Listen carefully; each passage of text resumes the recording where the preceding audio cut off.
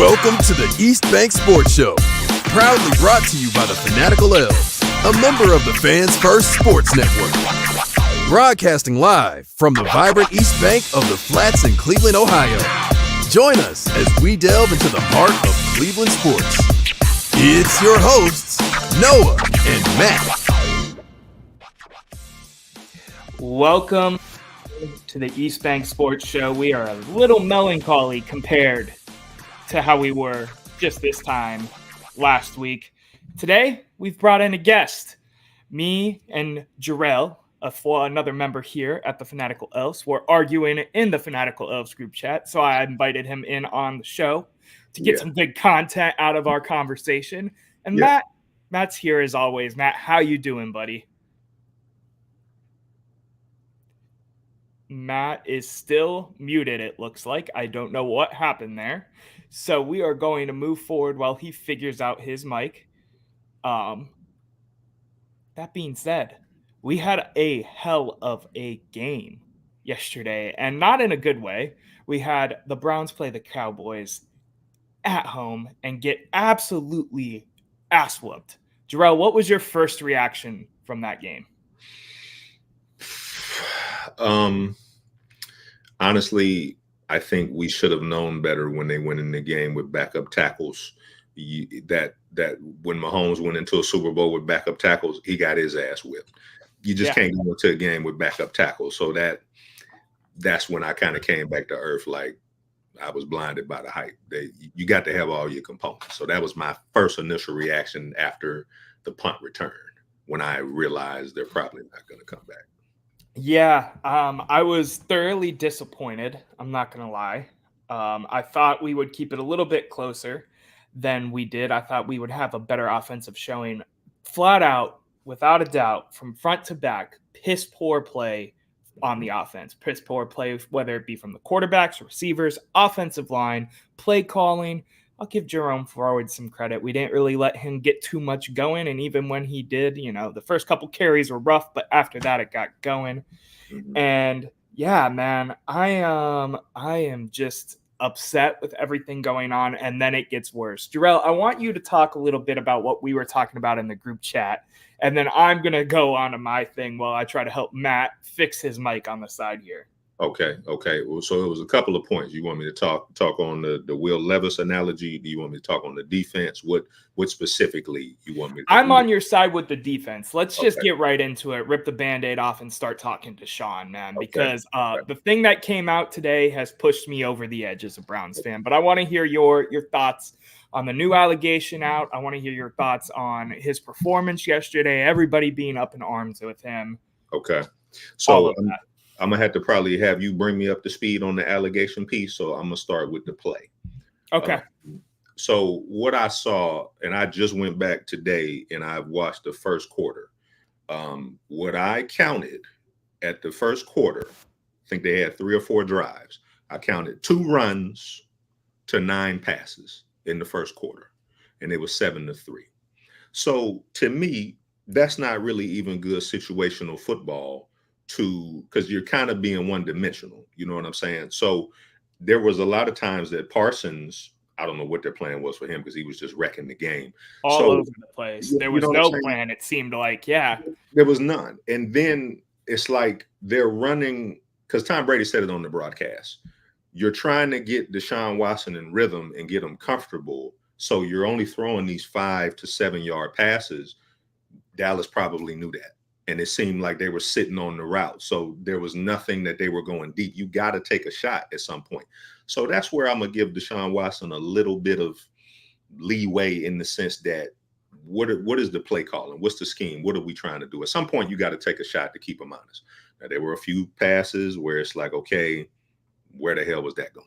I can't exonerate him on that. The Jerry Jeudy went out of bounds. That was a bad one. And I feel like there's 1 or 2 other ones where the Elijah Moore throw that was kind of, he had to go low to get, you might have been able to put that one on target and he can run. So he was off target a little bit. But I'm a little frustrated with the narrative that it's 100% his fault, because I watched Joe Burrow play like, I don't know if we can curse on this channel, but he played horrible yesterday against the Patriots. Yeah, he did. He did. Nobody Yeah. has the Patriots going to the playoffs. No. Nobody has them as top 5 in the conference. So I don't hear him getting the same heat. I saw Will Levis throw a shovel pass underhanded that got a pick 6, and it cost them the game. It's a lot of quarterbacks that played bad yesterday. So if we're gonna kill Deshaun Watson, let's kill everybody that played bad. Because I watched Lamar Jackson miss open receivers in the back of the end zone. Nobody's killing them for that. And he got too. So if we're gonna kill quarterbacks, Dak Prescott got his ass beat in the playoffs last year and got rewarded with a $60 million contract. So if you want to say Deshaun ain't worth $40 million, guess what? I feel you. But Dak ain't worth 60 neither. And we can name a couple quarterbacks. If you ain't Patrick Mahomes, you ain't worth that. That's kind of. Yeah, I'm with you, Matt. I want to see if your mic is working real quick. So I'm going to give you a second to try to talk for us. Go for it, my man. I think I got everything sorted. Can you hear me? You are quiet, but you are there, my friend. So if you want to try to turn up your mic volume, because I know you are heated about Deshaun, I'm going to go into my thoughts prior to the allegations while you get that fixed. And then, Matt, I'll let you do your take, and we'll take it from there. My thing was that we needed to relax. It came out right after the game when they were doing pressers with some of the players, the team. We just need to relax. It's one game. And I was there. I'm there 100% still to this day. I think this team is a playoff team. I think this team is a contending team, regardless of what's going on at quarterback. We've seen shades of it last year with a guy who was 38 years old getting up off his couch to put some pads on and play for the Cleveland Browns. That being said, I also understand why fans are frustrated and fed up and over dealing with this Deshaun Watson thing, because it's always been let's shake off the rust. Oh, well, now he's hurt, so now we got to figure something out. Him coming in and not playing a fantastic game of football yesterday, to me, was expected. He's never been a strong starter when it comes to the NFL, his NFL career, any of his career, really. He has always had slow starts to his game. Matt, we were on the show last week predicting like 2 touchdowns, 200 yards, like nothing crazy that jumps off the paper, just an average ass game. And he went out there, and fault to him, fault to the offensive line, fault to Dorsey and Stefanski, laid an egg, looked bad. Our offense was atrocious. So I get people being frustrated because we've been being told, oh, this roster's great. Oh, we have Super Bowl aspirations, whether you believe it or not, because you're a timid Cleveland fan, which is fair in my opinion. We went out there and laid an egg against the team we could have beat. I think we were as good, if not better, than the Dallas Cowboys. We didn't look it, but I think on paper we are. Matt, I want to hear what you have to say. So I want to start. The first thing I want to say, and I want to get this out first because it's going to go downhill from here very quick, is I think for as long as they could, the defense played pretty well. You just put them out there in the situations we kept putting them in. You can't expect much. So I do want to say, as much as I was scared coming into this season, I feel a lot more confident in our defense moving forward. However, this is never going to be a serious football team with Deshaun Watson as the quarterback. He doesn't seem to care. How long are we going to sit here and give him one more week, one more game to figure it out? I'm done with it. I've always been a Deshaun Watson hater. I'll say it. I've been a hater of his always. Noah, you know this. We've gone back and forth. Right. And like I said last week, I would have been completely fine if he goes out there, gives us a 200-yard, even 2-pick, 1 touchdown game. That looks all right. He looked absolutely horrible. There's no other way to put it. I get it. He didn't have an offensive line in front of him. He was supposed to be this guy to come in, push us over the hump, and win a Super Bowl.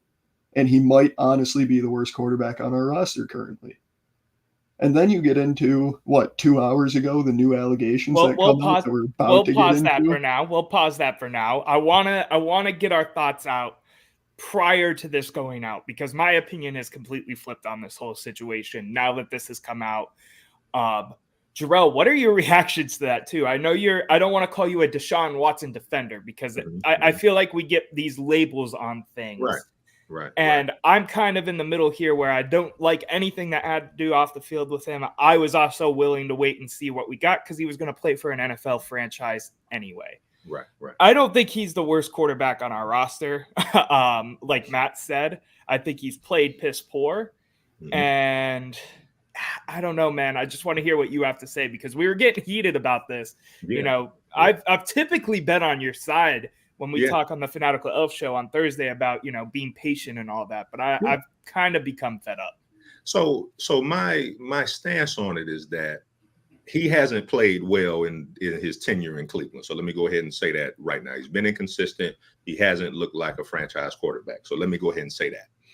However, the thing that confuses me is that would Cleveland fans trade places with the Baltimore Ravens and have a quarterback that puts up MVP numbers in the regular season and don't do jack shit in the playoffs?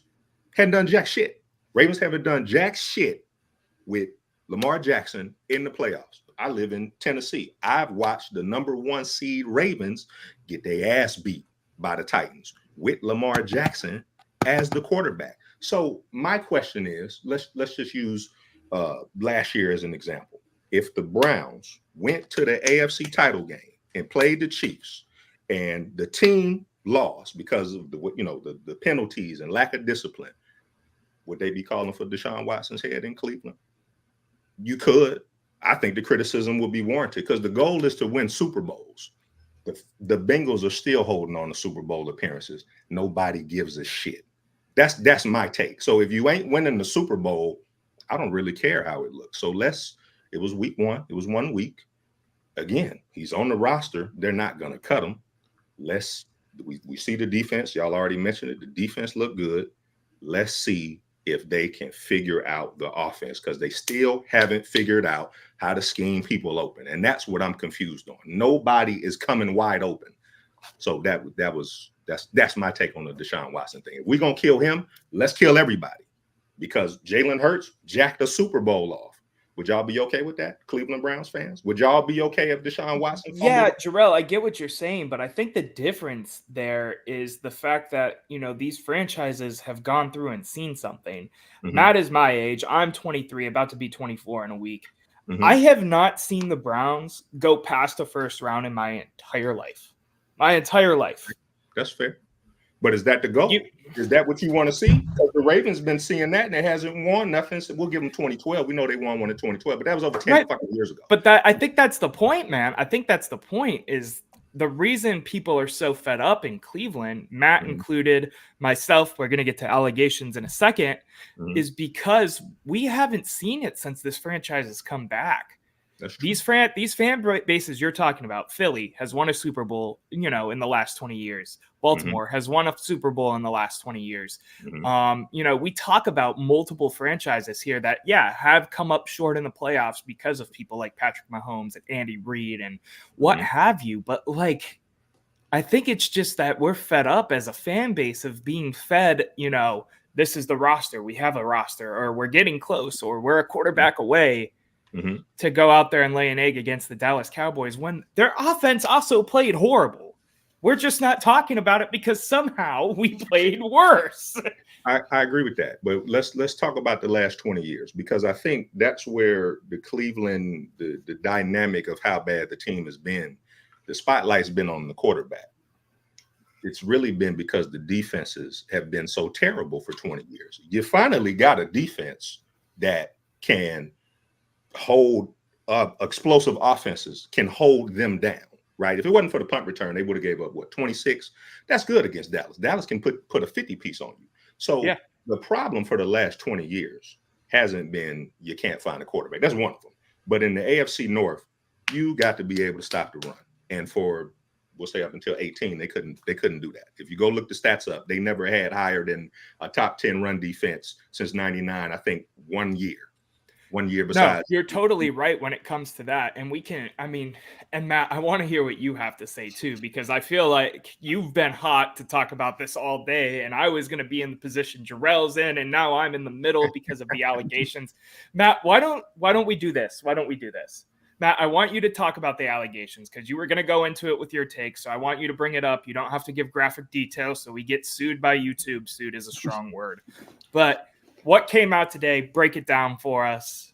Go ahead, man. So before I do that, actually, I have a very interesting point that I want to bring up with what Jarrell said earlier.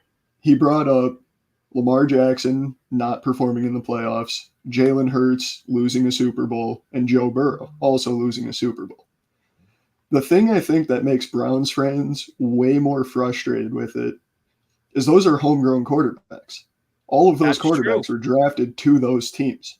We mortgaged our future with a Super Bowl caliber roster to go get this guy, to go find the one. We spent everything for him, sold our reputation, sold our first round draft picks for so many years. We're finally out of that.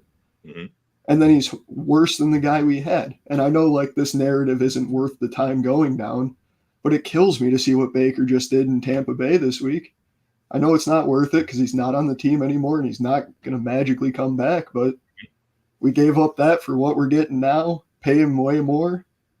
Now, Matt, It that's a hurts. fair point. Now, that's a fair point, but I want to ask you this question because I thought Baker Mayfield was good. I thought he was serviceable, but I want to ask you about when they played the Chiefs in the divisional round and the defense after Baker Mayfield, from what I remember, threw an interception. No, you're good. He threw an interception from what I remember.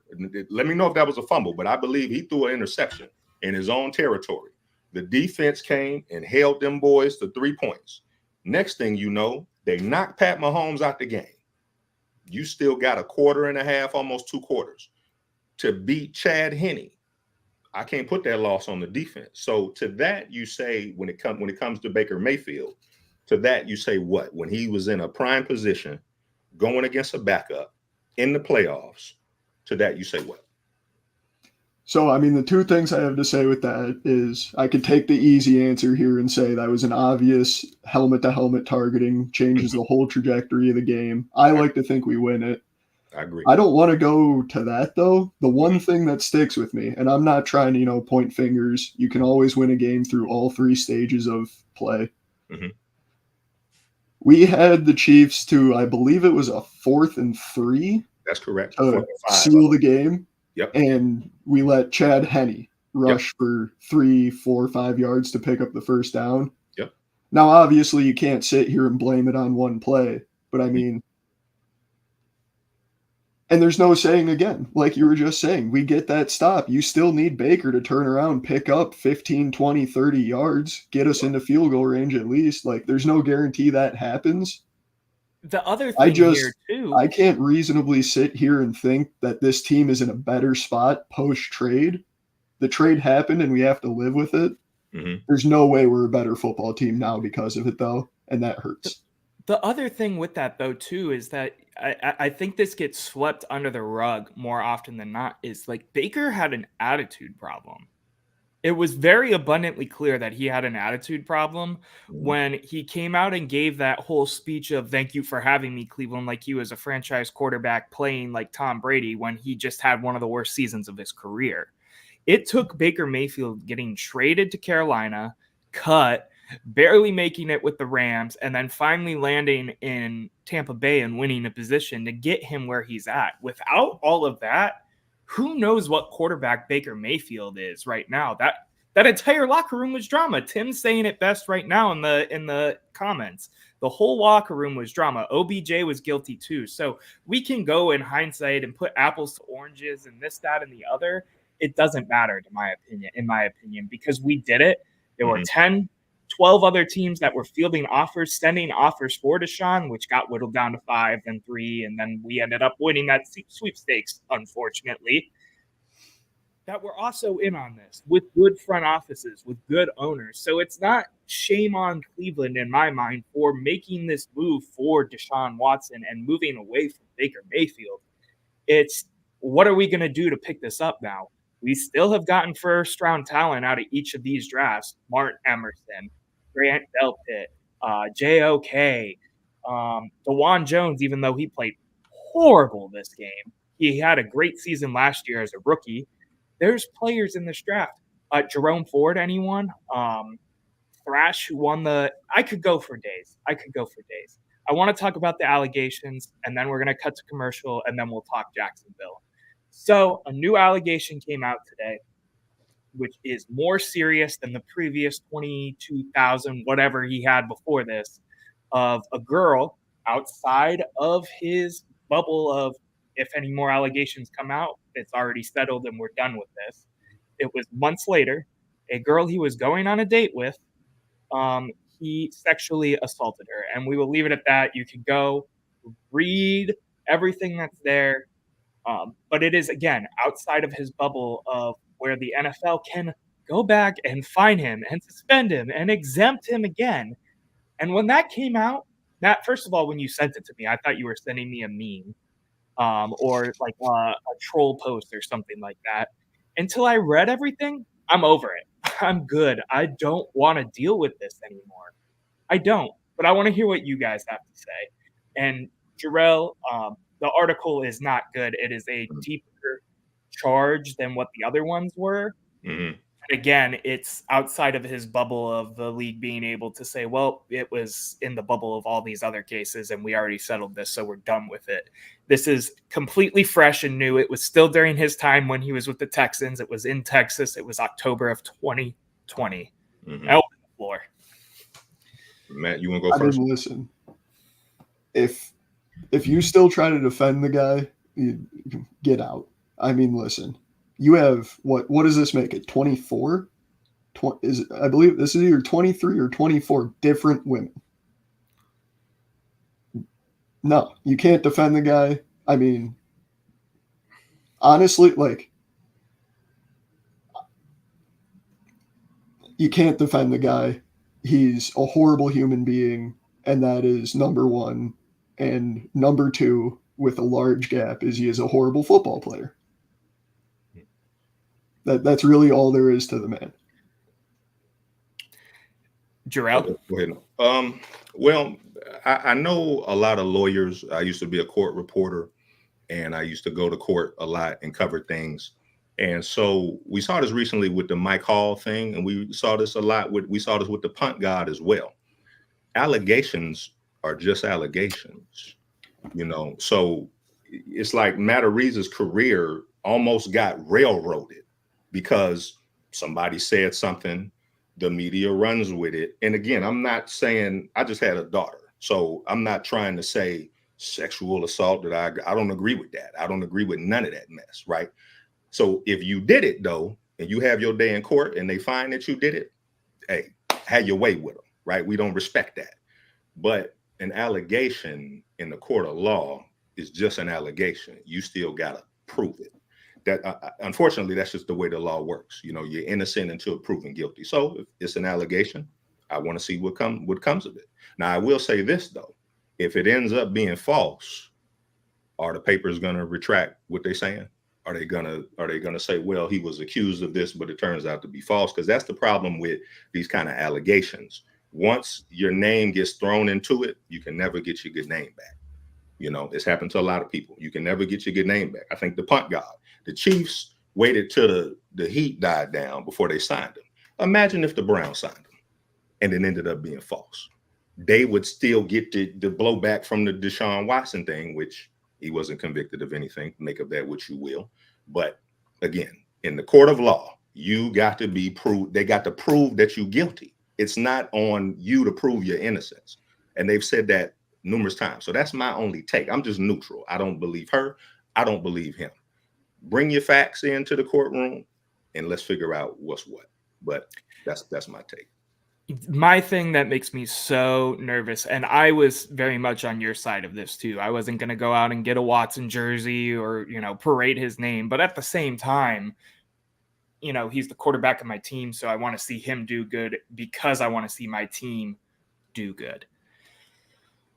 With this next allegation, though, I can just see the NFL just taking it and being done with it because it's outside of the bubble that they were talking about. And at that point, too, regardless of he said, she said, whose opinion, if I'm neutral, if I'm, against Deshaun, for Deshaun, whatever your stance is, if the NFL is going to take this guy and suspend him, which, in my opinion, I think it's going to come because they don't want to deal with it anymore. If Mike Hall is going to get put on the exempt list after his baby mama, girlfriend, wife, I forget what official title we have given the woman in the video, retracted all of her statements. Mm-hmm. A guy that they suspended 10 games is definitely going to get pulled, in my opinion. So let me ask you this, though. Yeah, You got yeah. You got Rashee Rice doing hit and runs, caught on tape. So if he gets to not get suspended until his legal matters are resolved, why don't Mike Hall get the same courtesy? I don't understand that. No, neither do I. I think the So Rashid Rice, I've benefited from it in terms of my fantasy team. I yeah, won't I lie have about too. I got that. Rashee Rice in both my leagues, so Yeah, I get but, that. but I don't agree with it. I don't agree with any of it. I think everything in the NFL is way too volatile when it comes to, well, this guy's innocent, but this guy's guilty, but we're gonna let this one play out. Yeah, I just see, especially with this being like a second time offense in the NFL's eyes, I just see them laying the hammer. And on an allegation though, because that's what I'm saying, and I'm probably biased because I know a lot of lawyers, and lawyers will tell you, even when I watch the news, like how can they let that happen? Well, you got to prove it. You know what I'm saying? So the NFL, I think it's the Ray Rice thing, because people forget they only gave him 2 games. If y'all remember that, he only got 2 games until the video came out. When the video came out, then they changed their whole stance. That's the thing about the NFL. They don't really have no consistency. If we don't like the allegations, shut everybody ass down. Anybody that gets an allegation, if Lamar Jackson or whoever, if somebody gets accused of anything, put them on the exempt list tomorrow. They're not going to do that. You know what I'm saying? That's what I don't understand. That's what's frustrating. I agree, it is confusing and it is so frustrating. I think the most important thing that, I don't want to say we're looking at this wrong, but you keep bringing the analogy to like into the courtroom, which I think is fair, but the NFL isn't a court. It's a business. Business greed, corporate greed is always going to be there. You're going to make decisions that benefit the league, that make the league money. So, the Chiefs being a superstar team, you're probably going to get a little more leeway because you're making the league money. Deshaun Watson's been a stain on the league for years. They might take this opportunity to get rid of a stain.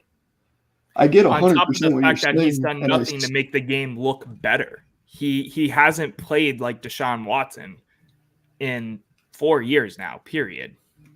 And but I hate. If he had, though, what would the narrative be? Would you be done with him still? Me personally, I don't know. That's confusing tough, to me. Because that's confusing to me. Because I'm all for whatever you do in your private life, do that. No, I take that back. 100%, I would be over it with this second allegation coming out. That's what I wanted to hear. I wanted to hear the consistency. If you done with him, it should be whether he's killing, he's balling, or he's playing like shit. Like just no, especially because I wasn't on the side of being against Deshaun Watson this morning. I was on the side of he had a bad game. The offense looked horrible. Let's move forward for a minute and see what happens. Take a deep breath and move on. Now with this second allegation, I took your question the wrong way. Now with this second allegation, 100%. I took your question the wrong way. Okay. Matt, what are you thinking, Matt? I keep seeing you hesitating a little bit down there. It's just I woke up this morning mad. I woke up this morning thinking, I woke up this morning and basically boiled my thoughts down to, this is never going to be a serious, competitive, Super Bowl caliber team with Deshaun Watson at the quarterback position. It's just not. And I don't think you're ever going to change my mind on that, especially after the week he just had. Like, I woke up in my mind and I was ready to argue with you, Noah, about like, you always like to tell me you got to give him time to settle in, give him one more week, look at that quarter he had against the Ravens or that half he had against the Ravens and he's got it. I had 3 touchdowns and 230 yards in one half. Please judge my entire athletic career off that half of football. Like, I was overdoing that. I wouldn't have been mad if I woke up to the news we cut him. And then this allegation breaks. And I hate, like Jarrell said, that it's an allegation. Nothing's been proven. And I hate feeling this way before something gets proven. But with this many different women, I mean, I'm fully 100% over it, and I don't think there's ever a way for me to come back onto his side. I will never like the man. I will never support him. I don't want him as my quarterback ever anymore. I'm really curious to see what the league does in the coming days with everything. I'm curious to see what the Browns do. It was really awkward timing that news came out, and then we signed Kadarius Toney, which dope. He's a talent to an extent. He had some problems with Kansas City, but with him being cut and him being picked up by us, I'm excited to see what he has to do. Gentlemen, I'd like to talk about this forever because trust me, I have been heated all day and thinking and upset with people on Twitter and upset with everything going on. But I would like to move forward just a little bit in this episode, even though it's going to be awkward and hard after the allegations that came out. So I'm going to cut us. What's up? I want to ask one question because I've been, I asked this in the group chat and you probably know what I'm about to say. What is success to you, Matt? What would be success with any quarterback? So are you asking me success from a quarterback standpoint or as a team standpoint? Team standard.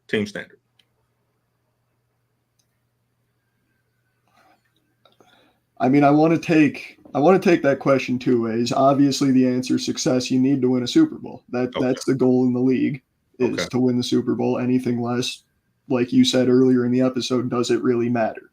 Mm-hmm. But I mean, there obviously are certain, like, in my mind, if you drop, Josh Allen, Pat Mahomes, you drop any of those guys to like the Arizona Cardinals or like a team, like they're not going to win a Super Bowl there. Mm-hmm. So you can't necessarily hang it fully on that. Mm-hmm. But I mean, you at least got to have the signs showing that you're progressing towards a Super Bowl year in, year out, week in, week out, play in, play out. And in my mind, if you see those steps, you're looking at a successful football team. They're doing what they should be doing, progressing the right direction. That's all you can do until you reach the peak. Okay. Yeah, I mean, I think that's part of it too, because I agree with you. It doesn't matter at the end of the day if you don't win a Super Bowl. It's just we haven't even like sniffed it yet. So, a successful season to me, I guess in my mind, would still be making the playoffs and winning some games. And I mean, I would be upset that we didn't go all the way, of course, but I'd be more happy than not, get blown out by the Texans week one or not preseason. Playoffs week one. Real quick, I want to shout out what Tim said because he was upset that we are ignoring him. I did not mean second allegation. I meant second in terms of the first lump sum of 22-23, and then this is the second time that they are going to have to do, punishment towards Deshaun Watson.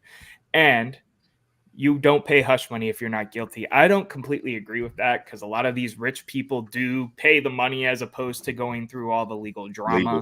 Yes.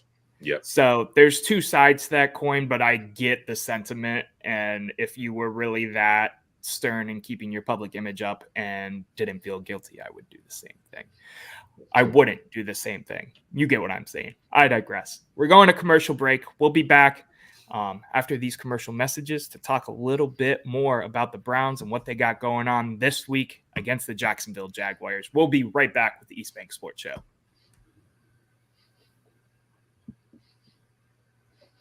And we are back with the East Bank Sports Show. Make sure you hit the subscribe button on our YouTube channel, as well as the Fanatical Elves YouTube channel. Helps us grow the brand a ton. 99% of you who watch our videos are not subscribed to the YouTube channel, so it helps us help everyone grow when you do that. Shout out our merch. We have a merch website. It is in the Fanatical Elves tag on our X account.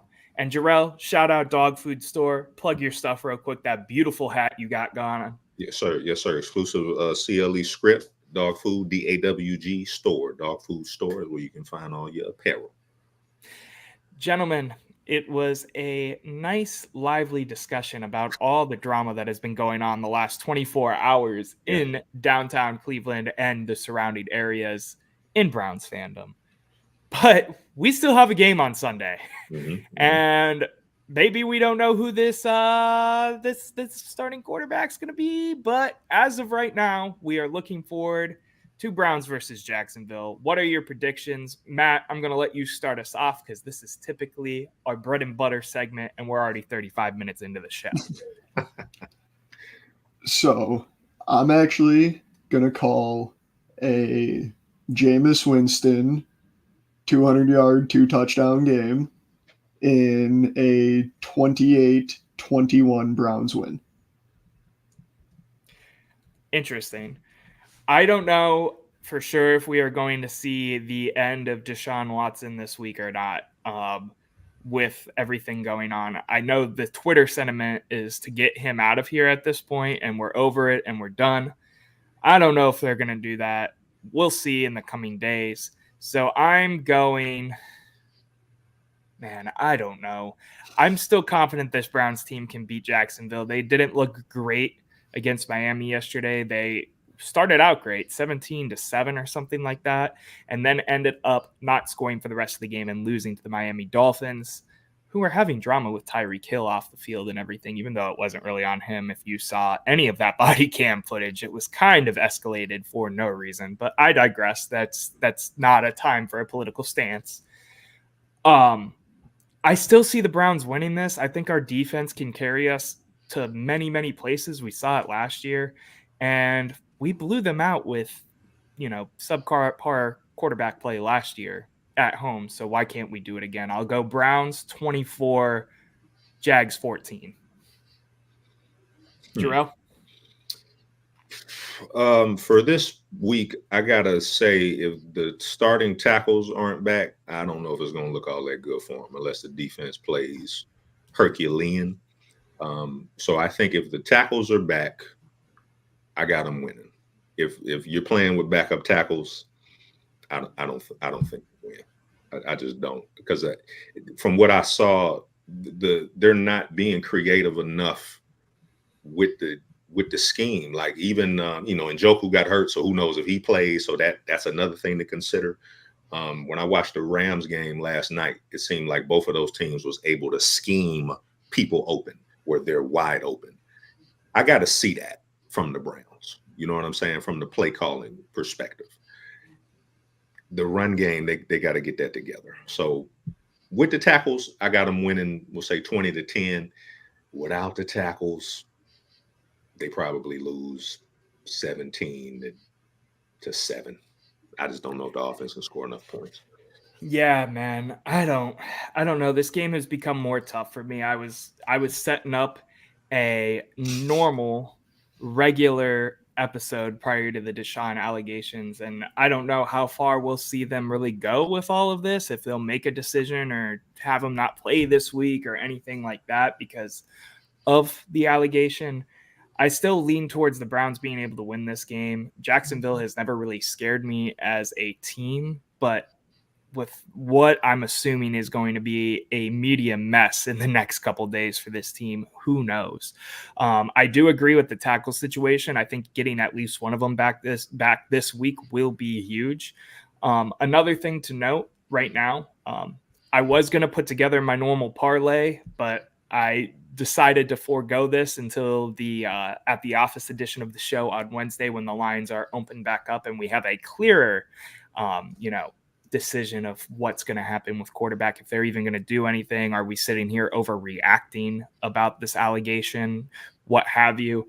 Right now, the matchup predictor has the Browns 43.2% favored against Jacksonville's 56.4. The Browns come in getting 3.5 points, so Jacksonville is 3.5 point favorites. Browns money line is plus 155, so I'll give it to you for free right now. I'm taking that in my parlay because all my parlays are pro Browns, regardless of the drama. Notable injuries: Tyson Campbell is out. Daniel Thomas. They've got some secondary concerns, so whoever is throwing in the backfield for us this weekend should be able to slice and dice this secondary open. Should is the key word. Looking, hoping Njoku is okay. I don't think he'll play this week. They're suspecting high ankle sprain. We also had Mo Hurst and Martin Emerson get some lower leg injuries, and we'll see what happens. Gentlemen, What else are we thinking for this game? Do you think we're going to see any of those names mentioned? Obviously, we talked the tackles already. Mo Hurst, Martin Emerson, Njoku. Do you think we see any of them this week? I think we're definitely not going to see Njoku for at least 2 weeks. I agree. I feel like the other ones could be, they're going to come down to game time, I feel like, for the most part. Yeah, I'm with you. Real quick, Tim Lyons threw in this comment, Browns won't do anything with Watson. Y'all will lose all kinds of money if you cut him. That is true, except there was a clause in his contract that if another allegation came out and he was suspended or whatever, we were able to cut ties with no harm to the cap or anything like that. That's where this thought process is of, are we just going to be over it and be done and move on and go forward without him if the NFL brings down the law on Deshaun Watson. Jarrell, what are you thinking for this game? I just wanted to respond to that comment real quick. Watson probably plays. I don't know if the NFL is going to jump the gun on an allegation. I think because now you're opening up the box with the Players Association and all of that, because they can probably point to the Matt Ariza thing. So I don't think he's going to get sat down. Do we have any line on if the tackles, like if they're trending to, like, as far as Conklin and what's your guy? I would predict Conklin's playing this week because he was near it last week, just based off of the trends I've seen, in the NFL before. I would think we'd get at least one of them for this game. I don't know about both, but I think we get about one of them. You don't think we get either? Or were you saying no to both, Matt? No, we're not going to have both back. We should have Jack Conklin back, though, I think. I think you see Conklin at left tackle and Dewan at right this week would be my prediction if I was just shooting it out there right now. Okay. Yeah, that would make me feel better about picking the Browns. Again, you got to get in rhythm. Your receivers got to catch some of the balls. He's got to see a few, be caught, get some rack, and get into a rhythm. And he really doesn't have to do much. Whoever the quarterback is, you don't got to do a lot. Just don't turn the ball over. Jacksonville, I have the stats right here real quick. They were 17th last year in team defense, and they were 3-4 against teams with top 10 defenses. And, last year isn't really indicative of future success. They're an AFC South team. Again, from what I've seen, they got a lot to clean up. If they don't get it cleaned up, they're gonna get their ass beat. So yeah, I'm with you 100%. I'm with you 100%. Max Glass says DW needs to go. He destroyed my parlays. He destroyed everybody's parlays. My parlay from last week, real quick. We are 0-1 on the channel.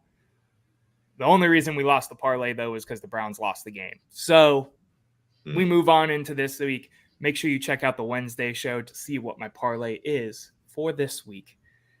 Jarrell, it's been a pleasure. We're going to talk guards real quick before we wrap this show off. I know you had somewhere to go about 45 minutes ago or whatever it was. Gotta go feed the baby. So yeah, I appreciate you being on. Hopefully I'll talk to you on Thursday. Yes. Thank you for having me.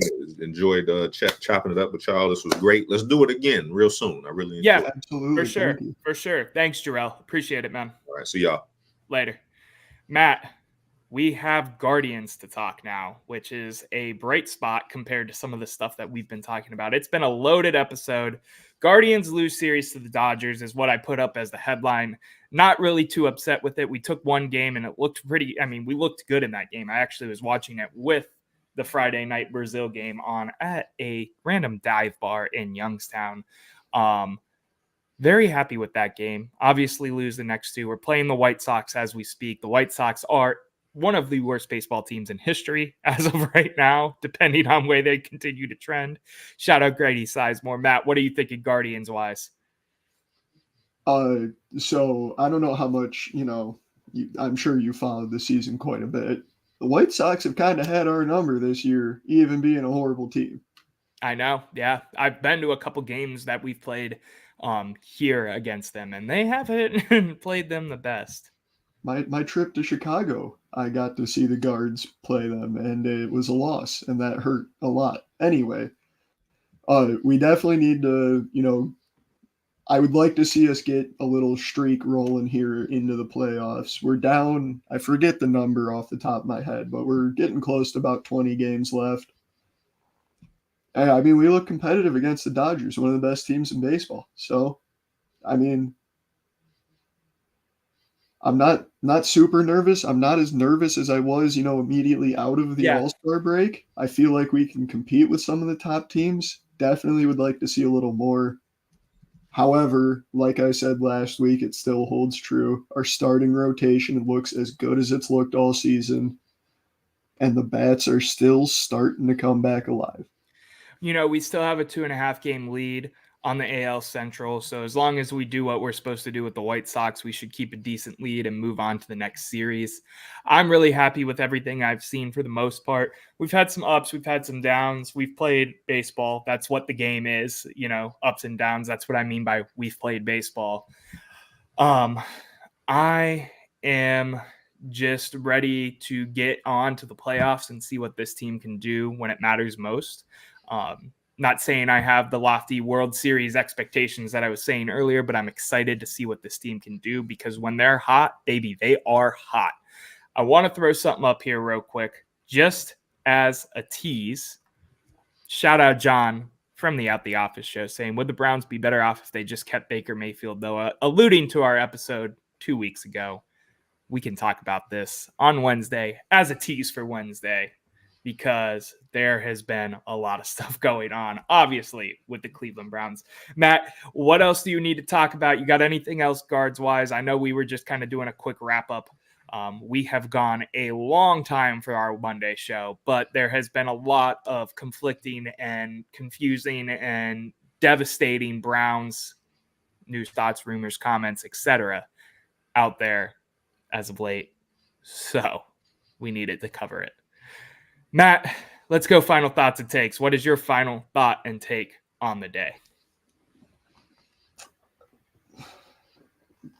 With how this weekend has gone with Cleveland sports fans, I'm just going to keep it as my final thought and take is regardless of what happens, we need to be happy with what the guards have done this year, no matter what. I know this isn't really a hot take like we normally do for this, but think about where this team was at the start of the year and where we are now, rookie manager and everything else. It's been an awesome year for Cleveland baseball, regardless of how it plays out to end it here. Yeah, I'm with you on that 100%.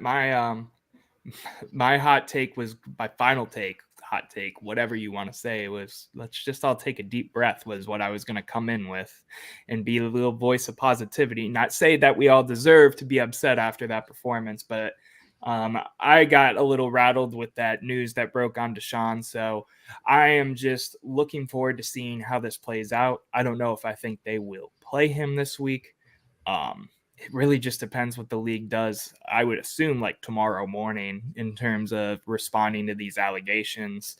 But it's not looking good for DW4, man. It's just not, in my opinion. And as much as I don't want to say it, I'm kind of over this experiment. I said it on Twitter. It's time to cut bait. That's kind of where I'm at. Not because of the play, because of a culmination of everything that I've seen. And yes, I'm eating my words a little bit because I've always been on the relax train, but another allegation to me, man, just doesn't do it for me. It just doesn't do it for me. And the feeling good about cheering for a team that I've cheered for my entire life, it just does not help when it seems like this guy is going to continue to have rocks overturned, bodies in the closet found, all of those kind of things. I'm just personally over it. But like Max said, go Guards, go Browns. We have a game this weekend. Maybe the Wednesday show will have a definitive answer of who the quarterback for the Cleveland Browns is going to be this weekend. If they roll with Deshaun and just let it play out like an accusation, or if they're going to move forward. But until then, Matt, it's been a pleasure. Jarrell was a pleasure to have on here. We will have him back sooner rather than later, I feel like. But Absolutely. Until next time, Cleveland, it's been a great time. I'm burnt out, if you couldn't tell. It's been a lot of things to talk about. And until next time, Everybody have a safe, happy, plentiful rest of your week. Go Browns.